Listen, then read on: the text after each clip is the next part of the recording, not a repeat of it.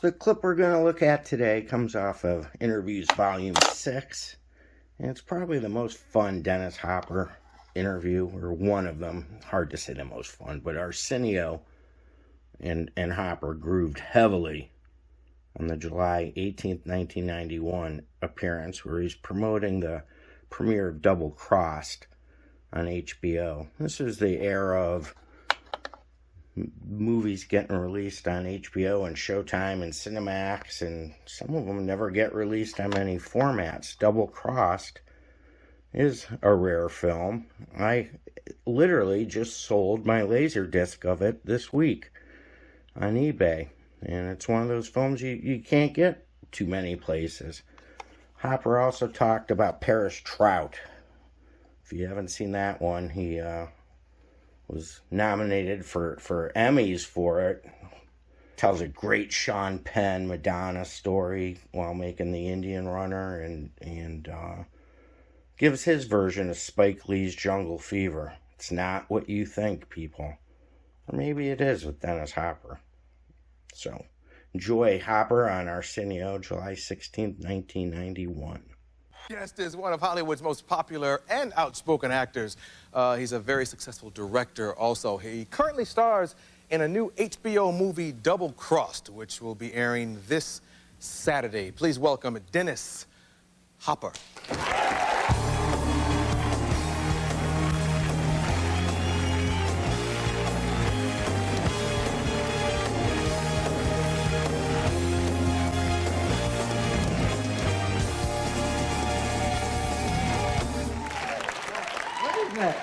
Oh, it's a piece of rolled up tape or something. I thought it was gum. I apologize to Tom and Sandra. Oh, double high five. Come on, bring it up. Bring it up. My God. Oh. Yes. Oh. Emmy this morning, nomination. Oh, thank you. That's right. Man, I forgot. Yeah. I'm happy for you, man.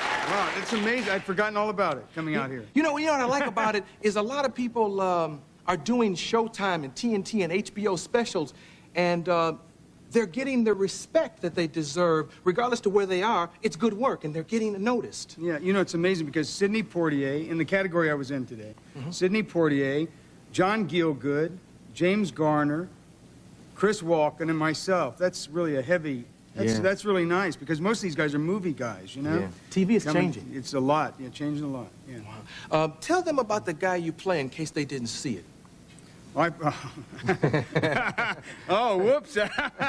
Oh, that guy. Yeah. Well, you know, you're doing a service by portraying it well and telling them the story. It's true. I did a thing called Paris Trout, and I played a racist, a heavy racist, 1948 in Georgia, based on a true story. And hopefully people see it. I mean, it was really, really a wonderful, wonderful document of something, a time that happened that we shouldn't forget, you know. Yeah. The kind of thinking that was at that time. Now that it's been nominated, hopefully Showtime will show it again. Yeah. So people can find it.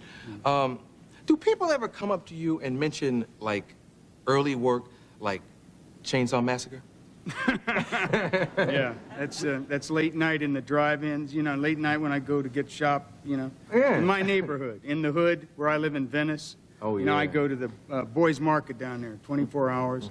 And I shop there, and a guy comes up and goes, "I loved you," and yeah, that's Chainsaw. You know.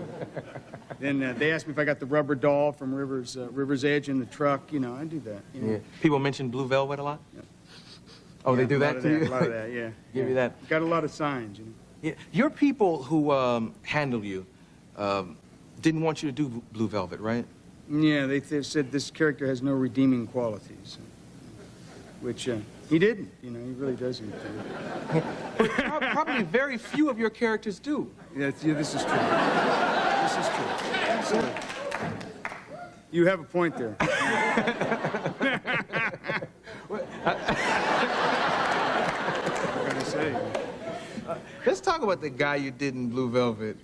You like that, don't you? Yeah, I do. And I also love your laugh. You and Diane Cannon have, like, I'd go to the theater just to hear y'all laugh if you all were together. It's like, you know, it would be a great Oscar-winning movie. Yeah. Well, Isabella Rossellini, you know, my first day with Isabella on the set We'd never met before. David Lynch had written this, and we were there.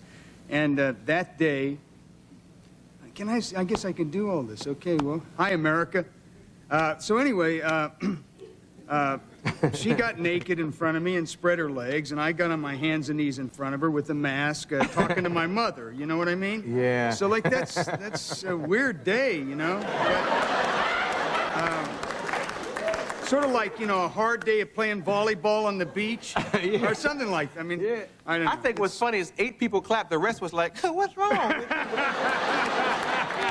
Yeah, why couldn't he talk about that? Yeah, you how know? many times have I been through that? Yeah, right. I think the question that's going through everybody's mind right now is, how did you get in my closet? Look at this. Is this unbelievable? Yeah.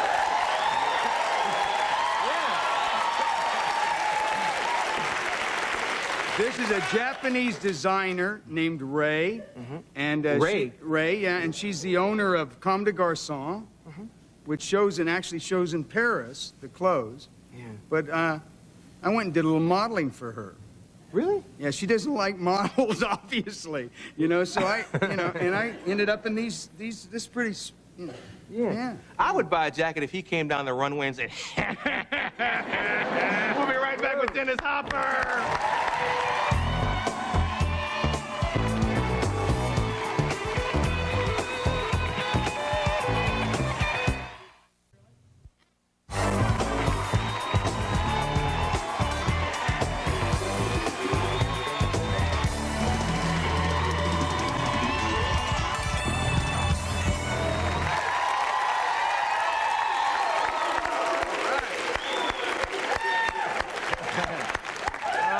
Let's talk about the latest project.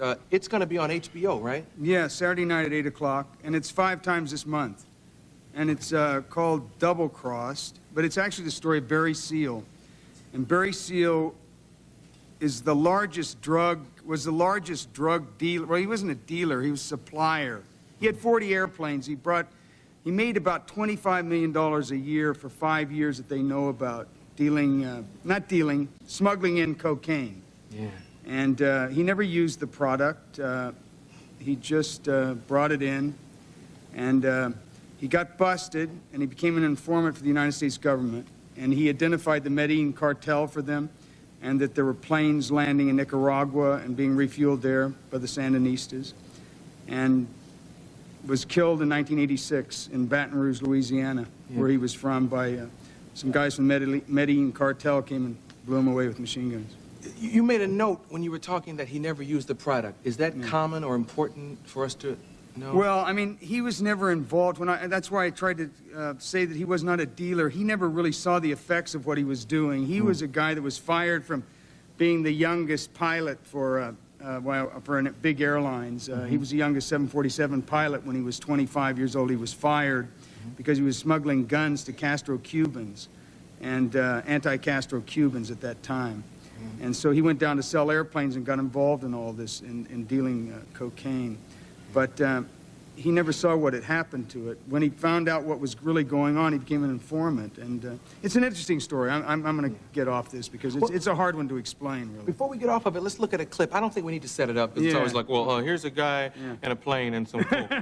Okay, Let's see the clip, Sandy. You just stand right there. You move, I blow a hole in your head. You got that? Cool down, David. Cool down. Don't do something stupid. Okay. Just put the gun away. All right, put the gun away.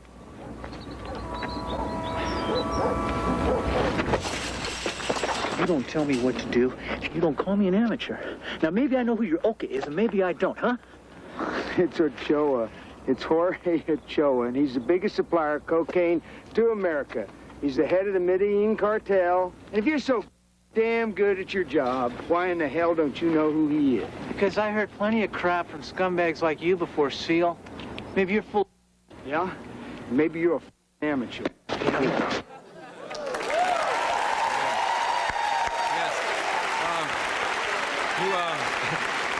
You have an opportunity to see that 5 different times on HBO. It's called Doublecrossed. Okay. It's really, really good.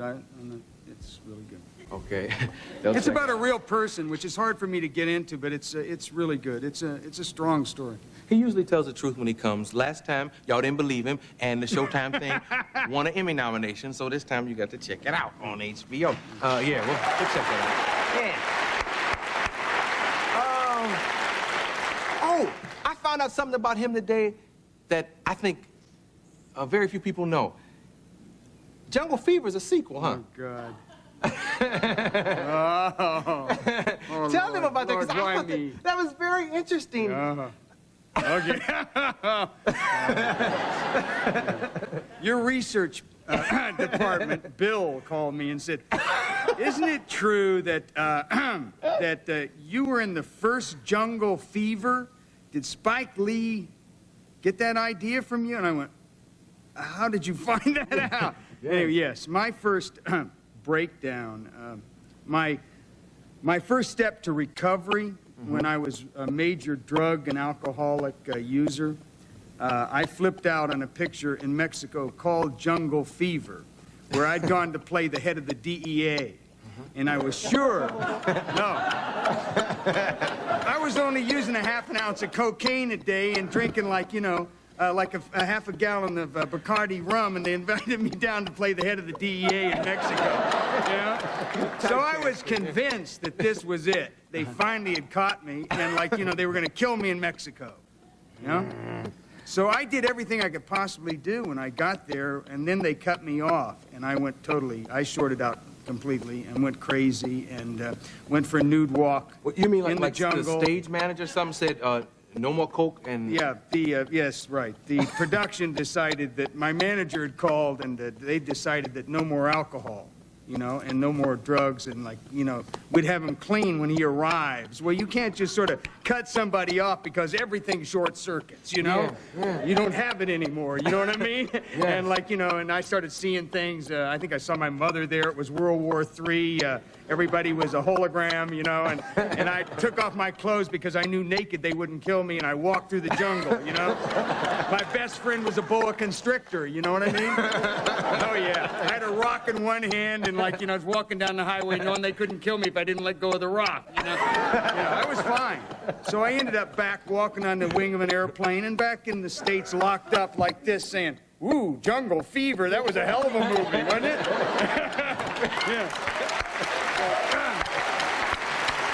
I never saw the movie set. I never got to the movie set. Never saw the movie set. Oh, so I can't, dig this out and look at this movie? I think it came out, but I don't think Spike Lee knows, that this was a film, actually, yes. So. Recently, you and Spike and a bunch of people were at Cannes or Cannes. Film festival, Because I think you're in a movie that Sean Penn directs, right? Right, Indian Runner. And Spike had Jungle Fever, and Boys in the Hood was there.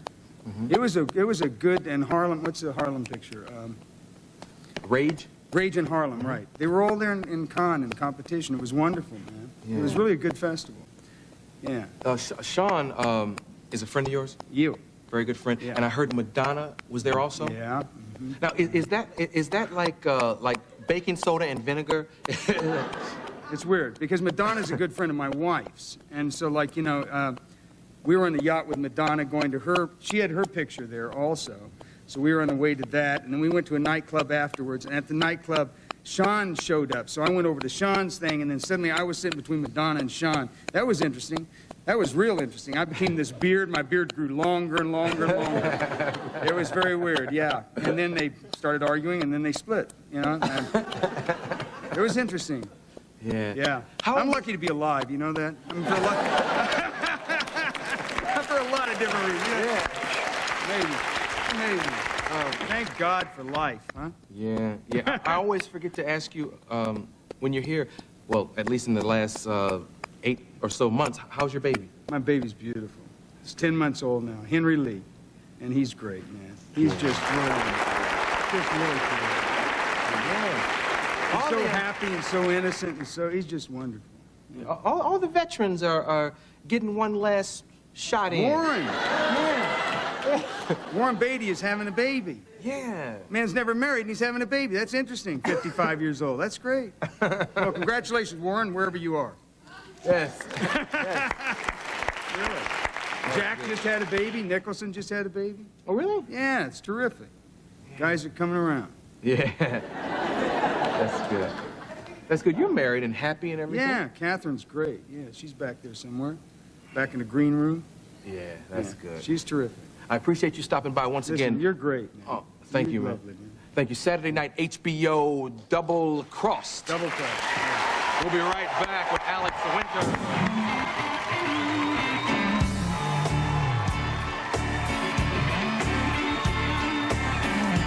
Thanks for watching Cleveland Live Music. It's awfully bright out here.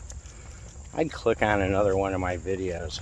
Quit looking into the sun. Your mother told you not to do that. Please hit the subscribe button. And if you want to support the channel more, there's GoFundMe and Patreon information in the video descriptions. Ooh, ooh!